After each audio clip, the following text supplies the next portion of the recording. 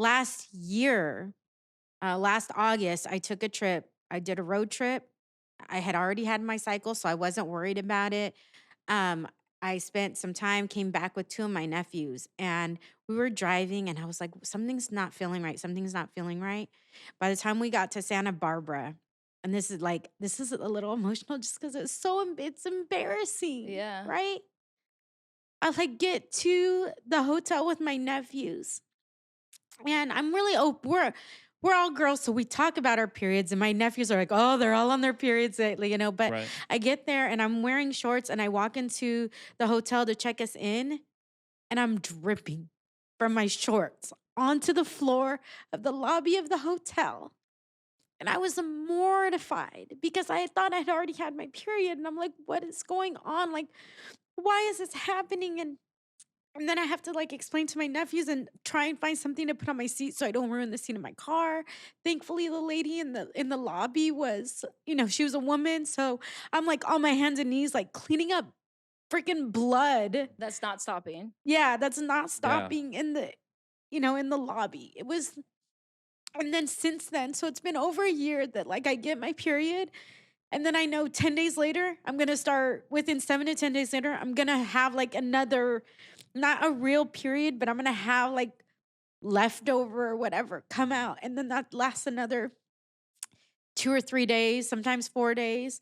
And then, so it's almost like I'm having 2 periods a month. Yeah.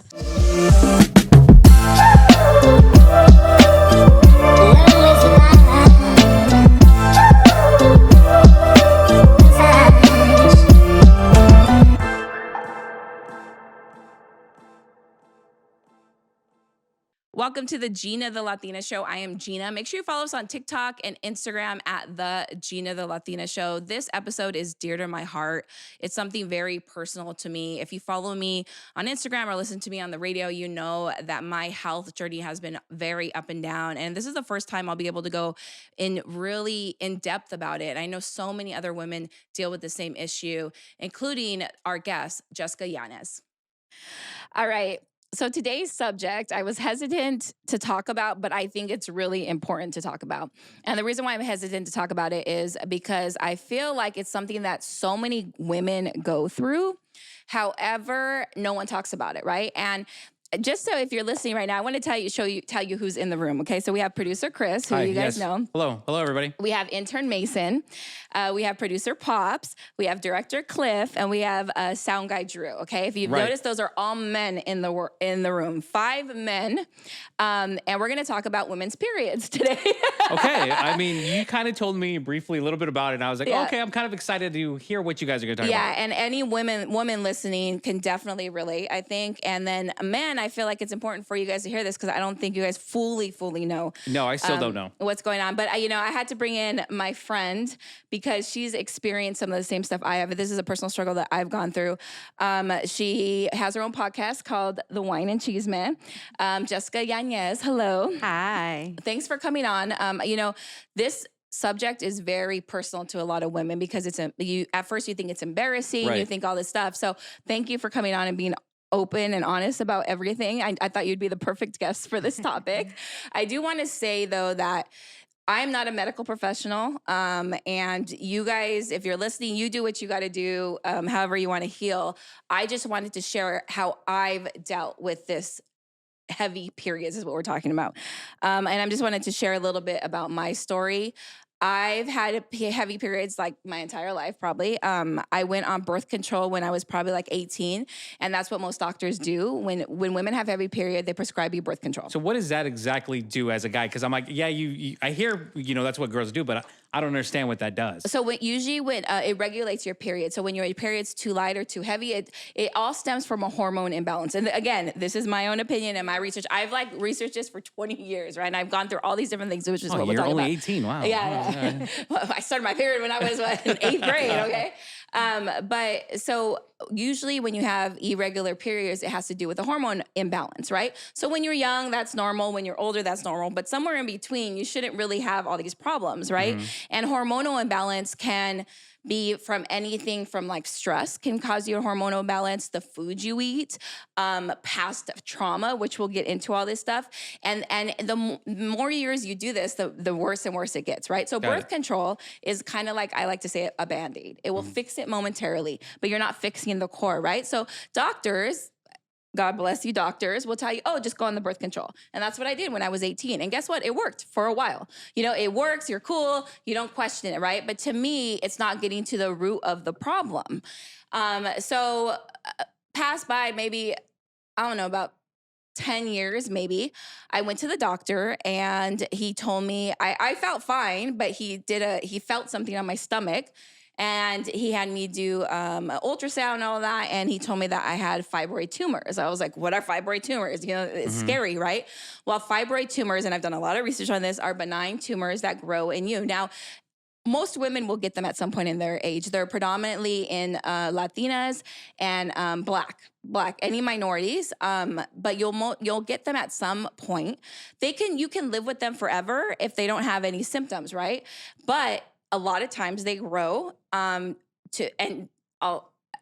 the second time I got them, I'm skipping right, they grew till I was like a 6-month pregnant woman. That's how they grow. On top of that, they make your periods extremely heavy. And when I say heavy, I'm not saying like, oh, just a heavy period. I'm talking about like you're hemorrhaging, like hemorrhaging. And like to the point where you faint and you can't do anything and you can't function like with life. You become anemic and all these things, right? So I'm going to go back to the first time. So when I first got diagnosed with fibroid tumors, I was like, what are they? Whatever. And I didn't know. And let me tell you, from the first time he said I had them to a month later when I got an ultrasound, they had grown to like a 4 or 5 month pregnant woman. And let me tell you, they don't have to grow. I truly believe now it's because when they tell you tumors, I got super stressed the fuck out. And within the month, I made them grow that much. I will say that because I was stressed out. And most people, you're told, oh, you have tumors in your stomach, what's going on? And all of a sudden, they're like huge. Like, what the hell? Because I can tell you, if you can control your stress and your hormones, they can be there your entire life. If you're watching this on film, my dog's trying to get up there. Come here, Teddy. Come here, Teddy. Come on. As you're in the middle of this fibroid tumor, here comes Teddy. Edit this part out. Yeah. Come here, Teddy. He's trying to figure out, how do I get up there? Come here. Okay. Special guest now. Thank you. Please welcome to the couch, Teddy, everybody. Sorry, he's needy. He's a needy dog. So fibroid, so I got them and he says, you know, there's different kinds of surgeries we can do. A lot of women are not educated on fibroid tumors. They don't know the options, right? Like I wasn't, right? This was a while ago. So back then they would either do a C-section, which if you know what a C-section is, it's pretty much when you have a baby and they cut your lower stomach out to take out these tumors. It's a big surgery. It's a big recovery. Or sometimes they recommend a hysterectomy. If you have a hysterectomy, you have all your women's stuff out. You can't have kids. Your hormones change after that. There's all these things, right? But back then, that's all the doctors were really offering. So I had agreed to a C-section at the time because that's what they told me. I didn't know much. I wasn't as educated as I am on fibroid tumors as I am now. So I was ready, all scheduled to get a C-section before I'd even have kids, anything. Like, it's like you're giving birth, you know? And luckily, and I really believe in faith in the universe and God, someone put someone in my life that said, hey, I know this doctor that does this thing called a laparoscopic myomectomy. It's a non-invasive, it's not a C-section. You should go in and see him. And I'm like, okay, I mean, anything's better. Do you want me to get him offset? No, that's all right. Okay. Sorry, my dog is acting crazy right now. So I went and saw him. Well, first of all, it was really hard to get an appointment with him because he was one of the very few surgeons at the time in San Diego that did these laparoscopic myomectomies.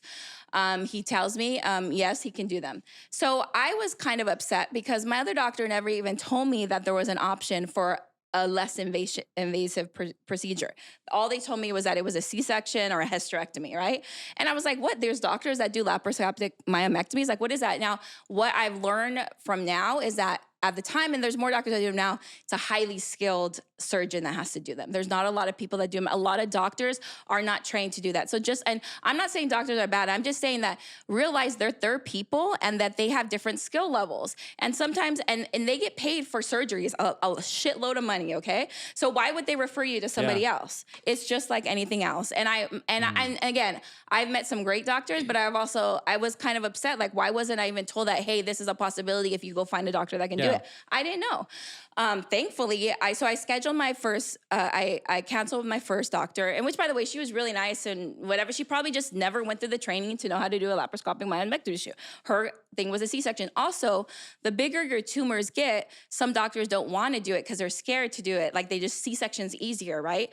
But if you can find a really skilled doctor like I did, Dr. Craig Saffer in San Diego, he did it. I mean, they were huge.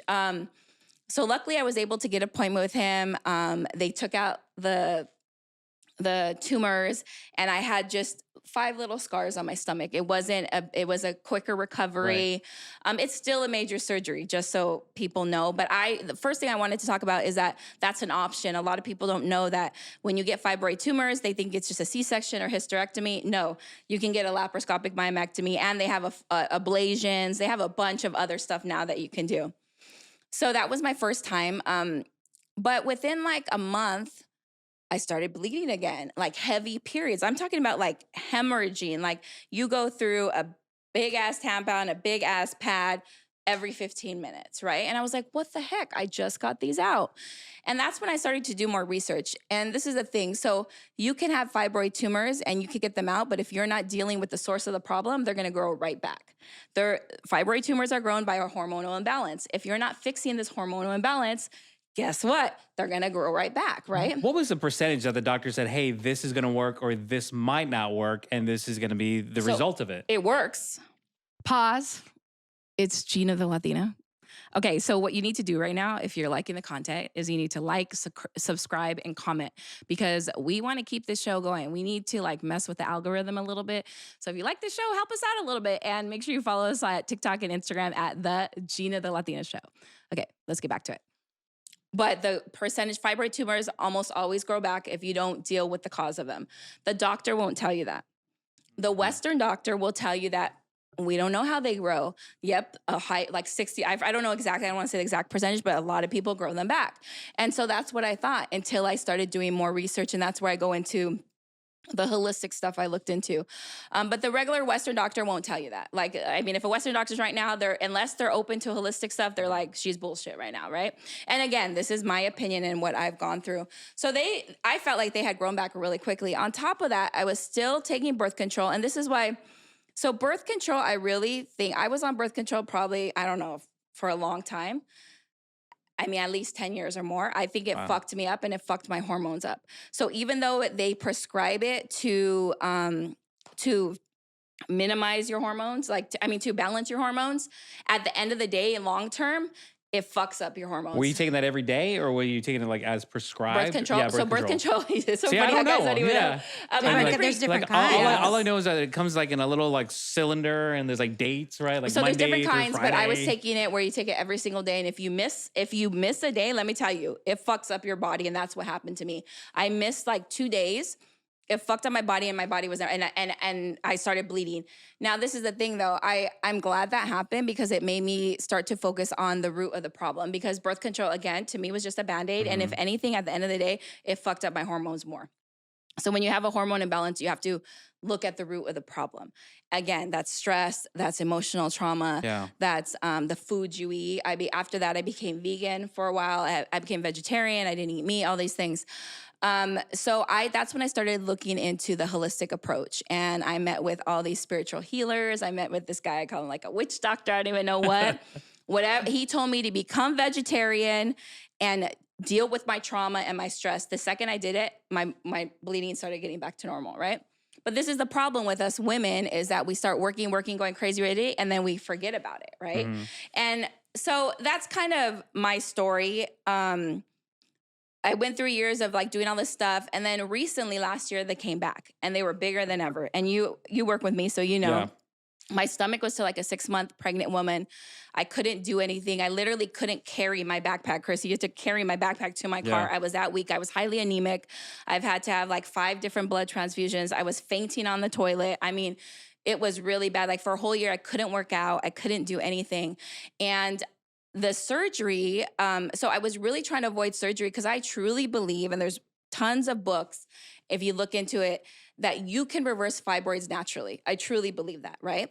Now, once they got to the point of where I was, okay, maybe we need a doctor to take them out. But if you're listening right now and you have small fibroids or it's just starting, you're starting to notice a heavy period, I want you guys to know that you can reverse it, and I believe it. Now, there's this book called The Fibroid Miracle. There's a bunch of books. If you guys DM me at Geena the Latina, I'll send you the books. Shameless plug. But you have to change your lifestyle, and that goes to you cutting out a lot of red meat. There's a lot of vitamins you need to take. There's a lot of stress you have to deal with. Like you have to literally change your life. Now, the problem with me, and that's how I had gone 10 years without them growing back pretty much, right? But the last few years, I could feel them starting to grow back, and they had gotten so big that I was like, okay, like I have holistic doctors and I have Western. I believe in both of them, right? My holistic doctor is like, Geena, we've done everything we could. You're on the right path. Like everything, you have all the vitamins, you've dealt with the stress, you've done all this emotional trauma shit, but let's just get them out and start fresh. Sorry, you know what your I mean? dog's growling at me. I don't know why. Usually that means he You're doesn't not want you giving to her touch enough him. attention. No, I didn't. Okay. I don't know what you want, dog. I don't know. We're in the middle of a podcast. Don't you know that? So, I talked to my holistic doctor and she's like, let's just take them out and start fresh so we can, because I've already done, so by this time I'd been off the pill for years, which I believe that the pill fucked me up, right? And so I've been trying to balance my hormones naturally, but they just grew so big that they were like how much time did I miss off of work? So much, Yeah, right? you missed a lot of time. And I couldn't, like some days I'd call him, I'd be like, I'm bleeding to the point of like, I can't even walk outside my house. Like I can't make it to work, you know? And so I met with my holistic doctor and we agreed like, hey, so I went back to Dr. Craig Saffer, who is amazing, by the way. And it's funny because I tell him all this stuff and he smiles. Like, he's like, look, I like, do what you got to do. He always tells me like, you do what you do, like spiritually and all that, and I'll do what I do. And together we'll come up with a plan. And that's why I think that sometimes if you're going through something like this, you need to come up with a plan, and it's okay to use Western medicine and Eastern medicine and whatever it is. So I went there and they were huge. And every time you go into surgery, you have to sign a thing that says like, if in surgery you start pretty much, it's too much or whatever, bleeding out, whatever, like he could do a C-section or a hysterectomy if he thinks you're going to die pretty much because you're bleeding out too much blood. So the problem with these surgeries is that like my blood level was already so low and you lose a lot of blood during surgery. So I had to get 3 blood transfusions before I can even get on that surgery table for him to be safe, feel safe enough to even do the surgery. So I remember every time I woke up from the surgery, I'm like, did you have to do a C-section? Because that's like the worst thing I wanted, or a hysterectomy. He's like, we got him all good. So he's a fabulous surgeon. He's really hard to get into. But now there are more surgeons like him that do laparoscopic myomectomies, but my advice would be to research them. But also, even if you're gonna do that, you need to still get to the root of the problem or else they're gonna come back. So I got them out. And this was just a few months ago in like April, May. And it took a little while for my body to kind of go back to normal, right? And I will say now it's 5 months out, maybe about that.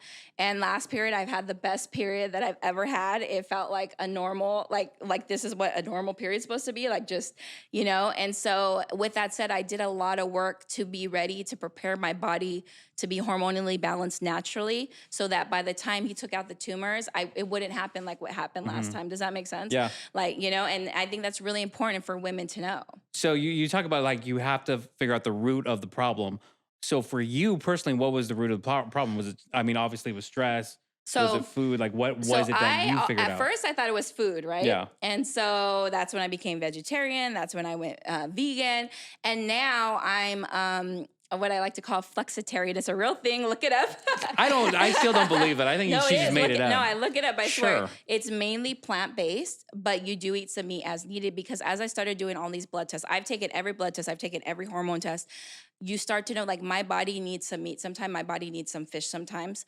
And I'm lacking that and every vitamin and I'm obviously not eating that. And you can eat the right vegetables to like supplement that, but it's a lot of them, right? So what I've learned is that I listen to my body. So for the most part, I would say I don't eat meat like Monday through Friday, but like a few days I will if I need to. If we're going to a nice place where there's good steak or there's good, I don't really like I have chicken, but when you do choose to eat meat, I would say you make sure it's as organic, as hormone free, because the hormones in the meat is what's feeding our fibroids, like our fibroid tumors, right? So, like, so you go eat a chicken from McDonald's, chicken, whatever.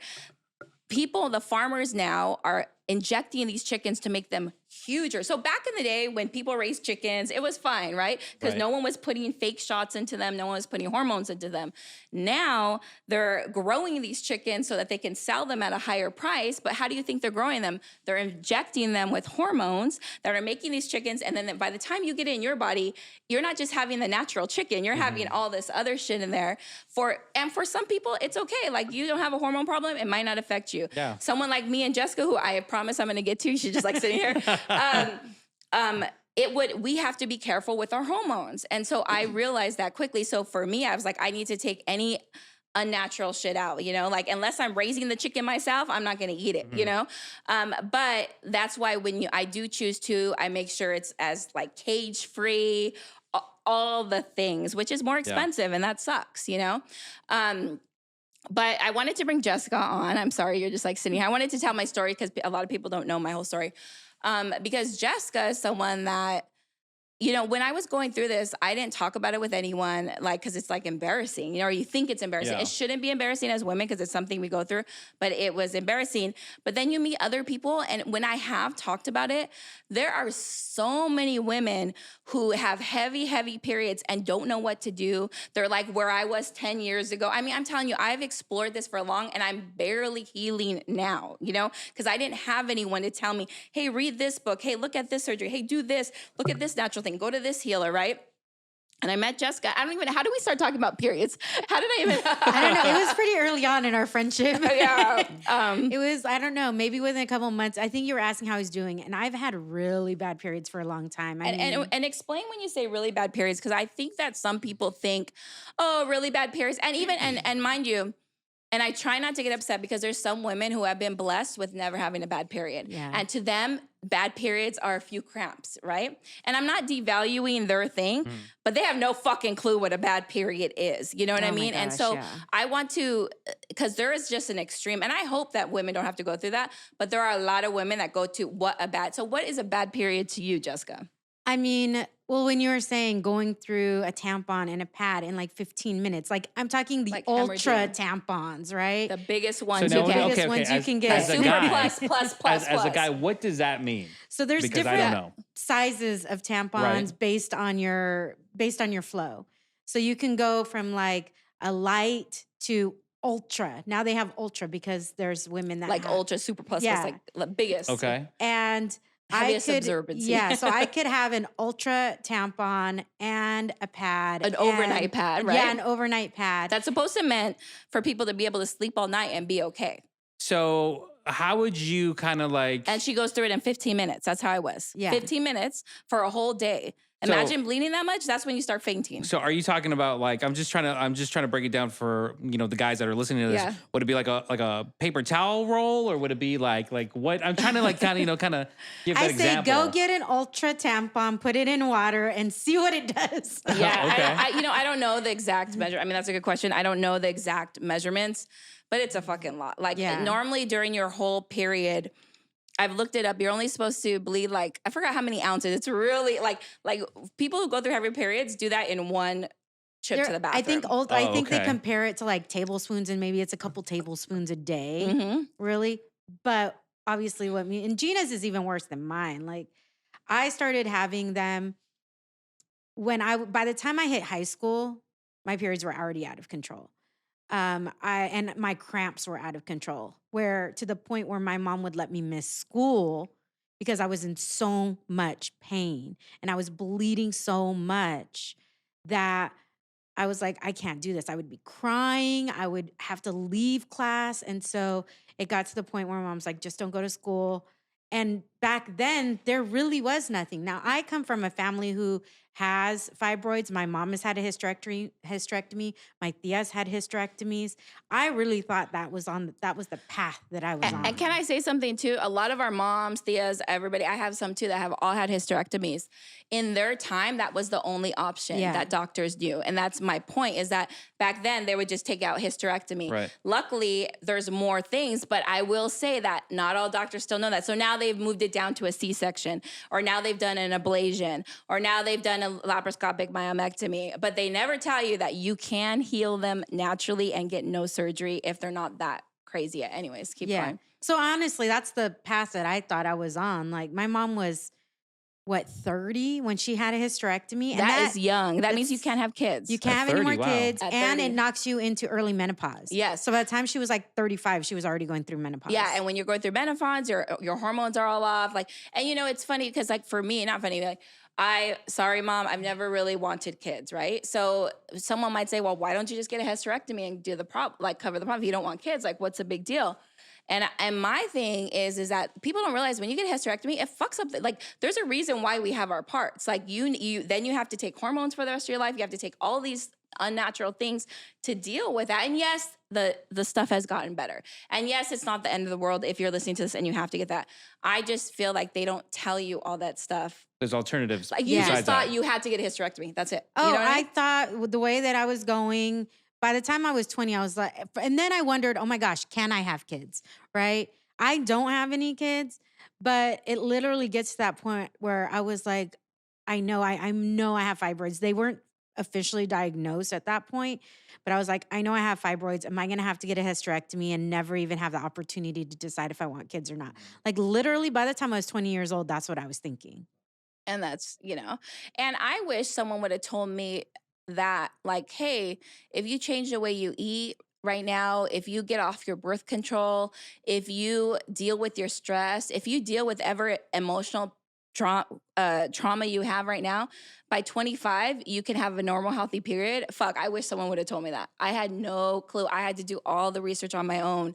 And again, not everyone's gonna believe this, but I'm just speaking by my experience and what has healed me. And I'm still healing every month, but I will say, so she's saying that we did we used to do a super plus and a big overnight and go through them every 15 minutes for a whole 3 days straight.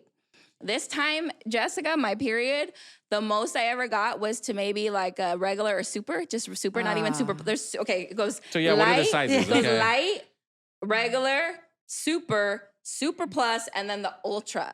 So I only got to the super for a day or if that. That's that so is nice. crazy. I didn't even believe it. I was like, no way. And again, maybe next month it might be a little heavier because I do know my body is still, recuperating. With that said though, just so you know, I'm going to this new natural path, and she tested all my hormones. And by the way, I've gone to, and I'm sorry about male guys, but I went to a male endocrinologist, and he just had me go get my hormone. Oh yeah, go test your hormones. And then he put me on progesterone because I'm low in progesterone, I'm high in estrogen, low in testosterone. So all of that has to balance out, right? Mm-hmm. He just randomly put me on this and had me and never checked me.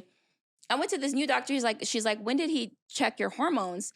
The day before my period. The day before your period, your hormones are already fucked up. You can't get a test on your hormones when anywhere near your period. If you're doing a hormone test, you need to get it on the 19th through the 21 day of your cycle, and you need to test yourself 4 times during that day. Okay, I didn't do any of that. It was a simple thing, and here's some medication. So I was putting something in my body that was actually making it worse because this male said, just kind of oh, did a hormone test. So ladies, I do think and I think men, by the way, men need to get hormone tests too, because you guys, so we have the physical symptoms of a period to tell us that something's wrong. Guys don't have that. Yeah. So you don't know, it could be you're not feeling well. It could show up other ways, and it could be your hormones, because guys' hormones are not it's always oh, women have hormones. Guys have fucking hormones too. You know what I mean? And that could be the source of your problems. But when you do get hormone tested, you need to make sure you go with someone that realizes because our hormones change all throughout the month.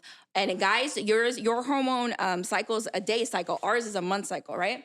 So your hormones change at different times of the day. So ours change throughout the month. So you need to go to a doctor that understands that and test you on the right day, so they get an accurate reading of what's going on with your body. Because if you test on the wrong day, like it doesn't, you know. So, anyways, I'm going to see this new doctor. I really like her.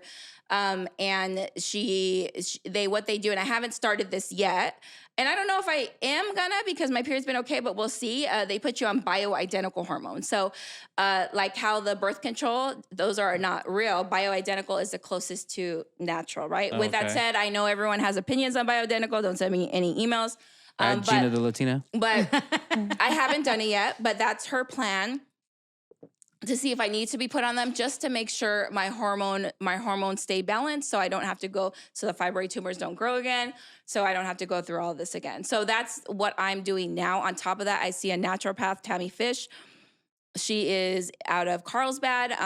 She has me on all these different vitamins specifically for my body, because how many times do we just take a multivitamin, an iron pill, whatever, but we don't know what's going on with our body. So what she does is she assesses my body particular and tells me what I need to take daily. And you see all those pills, and it looks like a lot. She has like a case of pills They're all that she vitamins. carries. Oh, anytime we go out to eat, she's like, "Oh wait, hold on." She got like Take my- 20 I'm pills. regimented on it because I don't want to do this again. You know what I mean? I feel like I've put in so much work to get my body to where it is. I'm not going to do it. And eventually it will be less pills. Yeah, do you get frustrated though, knowing the fact that like I have like to carry around this little case, and then you have to take so many pills every so many hours? No, I don't get frustrated, because I feel like you haven't done the research to look and see what your body needs, right? Like, yes, you do what you know, but I don't feel like you've gone to the extent that I have. And I feel like if you did, your pill box would probably be the same. Yeah, So I would I mean, I really So I don't would have love anything. for the day till you got that, because I want you to be healthy and I want everybody around me to be healthy. But what I've learned is I can't force people to do it, you know, and it's what works for me, and maybe it doesn't work for you. And luckily I have the money, because none of this shit is covered by insurance, and that's another thing. Like they don't cover naturopaths, they don't cover all these healers, all this shit, and that's annoying. But luckily I can afford to get it. I know a lot of people can't. I can afford to buy the more expensive food. To get the meal preps. You know what I mean? And it sucks. So no, do I feel bad? No, I just look at, I hope one day he'll go to the doctor and get his body right. Oh yeah. For me, like I have my own issues, but it's like I look at the pill case, I'm like, damn, Geena, that's a lot of pills that you take every day. Yeah, and some people don't get it, and that's fine. I just know it's worked for me, and I trust her, and it's got me to where I am. But let me tell you, it doesn't happen overnight, because so the pills that, like, say a doctor would get you, that's like Advil. When we take Advil, Tylenol, that's all Band-Aids, right? It works right there. You're right. It's not getting to the source of the thing. So when you're taking natural stuff and homeopathic stuff, it takes it's not overnight. You have to be, I've been working on this stuff probably for the last 3 or 4 years to finally get to where I'm at right now, where I feel more balanced, where I've lost weight. I lost 13 pounds in the last month, you know, and it's just, it's like, because your hormonal imbalance affects your weight too. Like you could have you ever like worked out and ate so well and still not losing weight, you're still gaining weight? It's probably because your hormones are imbalanced. It has nothing to do with what you're eating, right? And for women, our hormones change as we get older too. So me and Geena are pretty much the same age, and we're like, our hormones are changing as we're aging as well. And that like my period has completely changed from what it was 20 years ago even. Yeah. You know, where it's gotten even worse. But when I did birth control, I just wanted to get rid of my period. So I did the Depo-Provera shot, and that just completely, you just don't get a period at all, because but it is a Band-Aid, but I just wanted to problem avoid in the it. moment. But as you get older, it comes back. Yeah, and I was on it for 10 years. And the reason I got off it was because they said if you're on it for too long, you can you can get brittle bones and stuff. So I was like, oh hell, let me get off this shit. So I got off it and then started doing other things, but it was just a Band-Aid. And because I wasn't having to deal with my period at all during that time. Yeah, so you forget about it. Like my work on the core is gone. Yeah. So when you're like 18, 20 years old and start taking it, you don't think about it. So once I hit my 30s and get off it, my body went crazy. And that's what happened to me when I got off the pill. Yeah, it was, and I forgot how bad my periods were. I forgot how heavy my flow is. I forget, like, my cramps are debilitating. So bad. I've had where I have a heating pad in the front, a heating pad in the back. I've literally had heating pads sometimes. My sister is a as a nurse practitioner, and sometimes she gave me a one of those electrode things one time, and I burned myself because I just needed that relief, like to put the You electrodes talking about like on. little shocks? Yeah, little Yeah. Little shock shocks, pads? and I burned myself A- because it was Wow. so bad. And this is what a lot of women don't know. You don't have to have cramps during your period. I didn't have cramps at all this last. A little bit in my back, but like if there's this book I'm reading on, I should get it, On the Flow. I think On the Flow. I'll get it by the end of this podcast. But it shows like we don't even know what a healthy period is because like when whoever you believe made us, we don't. You can go through a period with having very minimal cramps, but cramps are telling you, hey, something's wrong, something's going on. So for the guys out there that don't know what cramps are, Do you or think guys are still experience listening cramps, at this point? No, here's the thing. I would hope so because I'm sitting right here in the middle of it. Number one. The book is called In the Flow by Elisa V, something like that. Okay. Okay, so this is probably a dumb question for you girls, but for guys, how would you compare a cramp for a guy? Like, what would be the most excruciating pain, quote unquote, that the women go through? And That that's guys what I like, what's always the say equal that, balance? like guys have no Yeah, we have fucking no idea. clue. We and have I no don't want to idea. make this about a guy girl thing, but if you guys could be understanding to your Yeah, women in your exactly. life, like you guys don't understand how would you describe? Because Yeah. so for me, Would it be my like kicks in cramps the are back balls? cramps. So I don't get horrible cramps. I get heavy periods, but she gets horrible cramps. So you tell me. God, it can vary, but the worst of it, I always describe as if I had somebody inside me using a jackhammer trying to get out. Ooh, Yeah, I mean, And I have got to a point where I've thrown up. I have gotten to a point. Actually, I was in Little I used to Italy. always throw up. Yeah, I 'cause was in like, Little Italy yeah. with walking my dog, and I was about to pass out because sometimes I'd be like, "Oh, let me take a walk." Yeah. Sometimes that helps, like moving, but then sometimes it makes it worse, especially when it's hot. Yep. And I almost passed out in the middle of Little Italy. I literally had to make my way somewhere inside and ask for water before I passed out. Let's talk about that. I used to I would walk my dogs. I got to a point where I had to leave my dogs up in LA because I just had no energy to even walk them. But I would walk them, and one time I thought I was better than I was. I literally laid on the floor out there at City College on the sidewalk. It was at night. Luckily, no one was around because until I've had enough energy to get up and walk my dogs back home. Like Wow. it's that bad, you know. So for the guys or the spouses out there, what could they do for the women when they're going through this? Like what is needed or what? Because most people, like I know, speaking from experience with my wife, is just like, what do you need? Because us guys, we're here trying to fix everything. Yeah. That's our MO, Yeah. anyways. And So like, what could we do to help alleviate or whatever? Sometimes there's nothing you really can do, but don't try and downplay somebody's experience. Yeah. That is like the best thing you can do because I've had boyfriends where they've been very understanding, like have just let me get you food or you need to kind of trying to take care of me, like you need to eat something, you need to Right. get something. And then I've had guys who are like, Walk it it's off. not that bad, you're Yeah. fine. And believe me, then I was like, you know what, bye, boy, bye. yeah, I would say like guys are natural fixers, right? And I get Right. it. You guys try to fix things. You fix the sink, you fix the toilet, you fix things, But I think sometimes we as women don't need to be fixed. You can't fix this. This is Right. something. Yeah. And first, you got to accept that you can't fix this. And I know that with my boyfriend, it was really hard for him to see me go through all this because he's a fixer, and the fact that he couldn't do anything was like so hard on him. Like I can't do anything. So just to be there, and listen. Really, like you don't even fucking have to say nothing. Just listen. Can I get you something for me? Like, and you and your fiance would like bring me food and just help with things like that you can do, but don't expect to fix anything. And another thing I think is that when your hormones are off, and the whole thing, like, blame it on the hormones, whatever, when women are pregnant, it's the same during your period, so just be understanding of that. Like if you're more emotional, or if you're more angry or whatever, it's nothing personal. It has Don't take nothing it to- personal. No. Don't take it Okay. personal. Let them go do their thing. And I bet you they'll apologize later. Like, my bad, I was just not feeling well, whatever. And just totally be understanding of that and don't use it against them. Almost like understand that our body is going through some crazy shit right now, and we're just gonna let it be. What do you need? And like, go watch TV or something, And Yeah. like that's really it, I think. Yeah, no, I agree. I think but I haven't been in a relationship for so long. I'm like, I just got to do it for myself or not do it for myself. So. But the reason Any why cute guys out there, by the way. No, Slide into her DMs at what's your the Instagram? wine and cheese man. The wine and cheese man Instagram.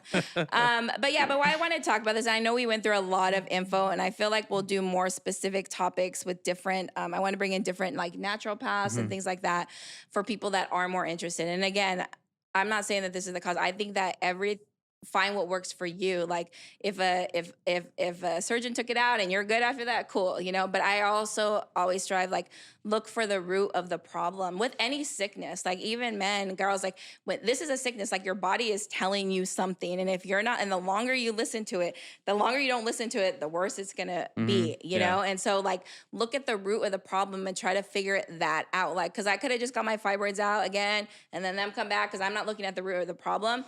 For me, I think you asked this question earlier. For me, a big thing is stress too. And I didn't realize, you don't realize that your body is in stress all the time, right? Yeah. And certain people it's worse. So I recently took a hormone test. All right, hold up. This is like your 20-second Geena the Latina PSA. I need you to like, comment, subscribe below because we want to keep this show going. So if you're liking what you're hearing, please do us a favor and like, comment, subscribe below, and follow us on Instagram and TikTok at the Geena the Latina Show. That's the Geena the Latina Show. I don't know why I can't talk. Back to the show.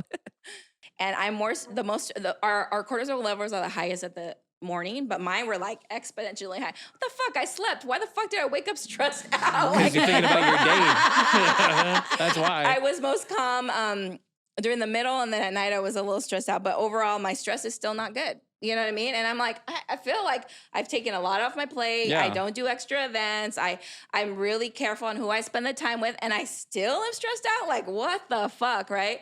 But again, I think you start to learn. Like, I know the month of August, we traveled like every weekend. We had all these things. That next period was the worst I had it since my surgery. It wasn't near as how it was before, but it was the worst. And I know that it was because of what I did in the month of August. So I have to be aware of that. And I told my boyfriend, like, I don't schedule, like, I know we have our 3 podcasts today. I didn't do anything last night. I stayed home and went to bed early, and I'm not going to do anything tomorrow because like, I know my body and people sometimes like could perceive that as lazy, but I know that I'm taking care of my body. Like I'm not going to overwork myself. I'm not going to fucking get sick again, because that shit's horrible. You know what I mean? So I'm going to do what works for me. And some people have can do whatever, you know. I'm not one of those people. No, I just wanted to come back to something that you were saying in regards to the things you have access to. As somebody who does not have access to that, because there could be a lot of people saying, well, what do? I don't have access to that. I don't have a lot of access to the things that Geena has access to right now. So there are a couple of things that I have been trying. And I was even part of like a whole fibroid study and had to take pills. And I feel like that really screwed me up even more, to be perfectly honest. Well, study is a study, yeah, right? because but you thought you were going like, hey, I want to solve the problem. I want to solve the problem. And that's again, like to my early things. Oh, you know, but you don't know. Yeah. So in regards to the study, they had us taking these pills. So it was a double-blind study. And this happened within the last like 4 years is when I was part of this. And initially they said, you're part of the study if your period stops. So my period had stopped for a few months, and then all of a sudden, and after like 3 months, it came back, and it came back worse than ever. Like where I was bleeding for like now, and I've told Geena this, I could easily bleed for 10 days. And I cry. I get emotional because it's I bled like so for frustrating. 8 months last year before my surgery. 8 months straight. And that's like none of that is normal. You should not be bleeding for 10 days, right? So what's the average? Like of a quote unquote a healthy norm? period from my research, because I've read a lot of books, is 3 to 5 days. Healthy period. You should never have to and you should only have like a regular, like every few hours. Like if you bleed through a whole tampon in an hour, it's a heavy period. Yeah. So it's, I went through that, and then I swear it just made it worse. And then last August, I took a trip. I did a road trip. I had already had my cycle, so I wasn't worried about it. I spent some time, came back with 2 of my nephews, and we were driving, and I was like, something's not feeling right. Something's not feeling right. By the time we got to Santa Barbara, and this is a little emotional just because it's embarrassing. Yeah. Right? I like get to the hotel with my nephews, and I'm really we're all girls, so we talk about our periods, and my nephews are like, oh, they're all on their periods lately, you know. But Right. I get there and I'm wearing shorts and I walk into the hotel to check us in, and I'm dripping from my shorts onto the floor of the lobby of the hotel. And I was mortified because I thought I'd already had my period. And I'm like, what is going on? Like, why is this happening? And then I have to like explain to my nephews and try and find something to put on my seat so I don't ruin the seat in my car. Thankfully, the lady in the lobby was, she was a woman. So I'm like on my hands and knees, like cleaning up freaking blood. That's not stopping. Yeah, that's not Yeah. stopping in the lobby. It was, and then since then, so it's been over a year that like I get my period. And then I know 10 days later, I'm going to start within 7 to 10 days later, I'm going to have like another, not a real period, but I'm going to have like leftover or whatever come out. And then that lasts another 2 or 3 days, sometimes 4 days. And then, so it's almost like I'm having 2 periods a month. Yeah. So, And, I was going to say, like, that is one instance, right? And I've had just so many. I mean, I could say, luckily, I'm further along, I feel like, in the healing process than Jessica, because I've been able to financially get all this other stuff. You Right. know what I mean? But those things are fucking embarrassing. I think one Yeah. time I was with you one time, you don't even know, like, people don't even know, like, we went to Kearney Mesa Hyundai, and I was driving one of the cars, and they come. The worst thing is when you're on your period, you expect it. When it comes out of the blue, that's the fucking worst. Like, you think you're fine, and all of a sudden, like, blood just starts coming out of you. And I remember I started feeling like, oh shit, and I drop off the car. I was like, please don't bleed all over this fucking car car that that they're you're- letting me borrow, Yeah. and I'm with men, and this is fucking embarrassing. And then I just like I can't remember. I drove back to the station. I got in the car. I looked at the fucking seat. Thank God it was a white seat. I was like, thank God nothing was there. Right when I get the car to my thing, all the blood comes out right there in the parking lot at work. Oh, wow. And so I like covered it, fucking just came home and like just rushed home, and like you're all covered in blood, and it's embarrassing. I've done that at an event on a white seat, and I had to cut. Like, how embarrassing is that? You're at an event, you're dressed up, whatever, and I looked down, and I was like, crap, and I didn't have anything, and I'm trying to figure it Yeah. out. But I'm a cheeseaholic. I love cheese. And I tell you, I know, ladies, by the way, that's another thing I haven't talked about. Take out the dairy. The dairy is not helping your But I fibroids. have taken it out a lot. Like, I don't have it, and I still have it every once in a while, but I've taken it out a lot, and I have noticed a difference. I don't eat a lot of chicken anymore because there are so many hormones. I've noticed a difference. When I'm on when I work out, I notice a difference. But when I'm Working out on my helps. cycle, I can't work Work out. out, I don't have any energy. So just to stretch, just to do anything Move your body. Wow. is a big deal when I'm on my cycle. Yeah. So like that's she's right. Like, so for anyone having a cycle, working out really helps it. But when you're bleeding this much, you can't, and you have no Yeah. energy, and that was the worst. And I couldn't work out for a year. Yeah. So there's just so many. One thing I wanted to touch on before I know we're getting a little bit long And here. I got but- one more question too. Okay, So, yeah. okay. Is that I hate, like we have these experiences and it's so downplayed in the medical community because it has not been researched and funded enough to do enough research on it. They'll just say, because it's your period, oh, that's normal. No, bitch, that's not normal. I shouldn't be hemorrhaging in the middle of the fucking street. And that's okay? really Yeah. how you feel. And- Let me just say, like, literally, that's how you feel. Like, I've said when they're like, how much are you bleeding? I'm like, I feel like I've had surgery and they can't control the bleeding. well, that's how it is. Well, there's a name for it. It's called, I'm sure I'm going to pronounce it right, but incorrect. It's menorrhea, menorrhgia. If you bleed heavy, you probably suffer from this, and you do. And they've probably never even told you that. Have they told you that? No. And Yeah. even now, I'm about to start and I'm sitting here so nervous. That something can happen. Yeah. Lucky you're at my house, and I get it. And these guys will understand because I they're mean, here. yeah, They're we just went through this 2021 podcast. Yeah. But my one question for you, Jessica, is like, how do you, I guess, mentally prepare yourself for like knowing that a situation that happened, like you at the hotel, could happen again? Like, what do you do? Like, Well, now obviously, that stressing out does not help. But like, how do you like? I guess like just that's kinda, the hard part is trying not to stress out. Because Yeah. I'll be like, Geena will check in on me, like, hey, how are you doing? And I'm like, I know it's about to come. She's like, try not to stress out because that makes it worse, right? Yeah. And it's really hard to not stress out. Now that I know, that right now I'm having these like dualities Mhm. of having a regular period and then having this other thing like 10 days later. I've mentally prepared myself in regards to that. It still sucks. I mean, I'm not going to lie and say, oh, yay, it's Certainly. Well, I'm going to tell great. you, PTSD from your period, and my natural doctor like diagnosed me with PTSD from your period, right? So even though I've had a normal period to say, and way better than the last 5 months, every month, ask my boyfriend, we should have brought him on the podcast.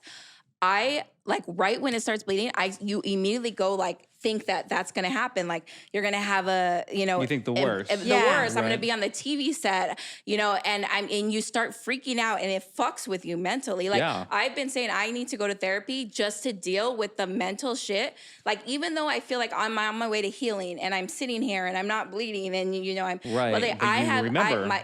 the second something happens, like she says you have PTSD from it, and so that's the next thing that I need to work on. So to answer your question on what I do is I always in my backpack I always have an extra change of underwear, shorts, sweats, even when I'm not on my period, just to make sure because I'm that like fucked up from it that I'm Yeah. like it makes me feel better, and that's Yeah. okay. You have, like, a safety net. I have a shitload of tampons, every size from small to large to whatever. Everywhere. Prepared for everywhere, Yeah, so you have, like, everywhere with me. An emergency. Emergency all Okay, the time though, like all the time, even when I'm not on my period, I have it with me all the time. And even though I haven't had to use them recently, it makes me feel better mentally that, okay, well, if something happens, I'm there. And a few of my healers told me that, like, what does it hurt if you have like, Yeah, I mean, like it just really do it. doesn't. I mean, my backpack's pretty it might full. be inconvenient, but at least you guys have like that But safety net where you're it like, was to okay, the it's- point It where, is PTSD Yeah. because it honestly affects your daily life in Yes. regards Yeah. to what you're gonna wear, what you're gonna do. Wait, what do I have yeah. to do this day? Like, I don't think I've worn non-black pants in years. And that's why, because I always feel like that's going to happen. For a while, I wouldn't wear shorts because you think that's going to happen. Like I wouldn't go, like I'm going to a festival later today. I wouldn't go there even though I'm not on my period, because I'd be scared that what if I'm there Something and all of a sudden happens. I start bleeding. Now I'm to the point where I feel comfortable. I'm wearing shorts right now. I'm good. Like I feel comfortable with your body, but it takes a lot of work to get to that.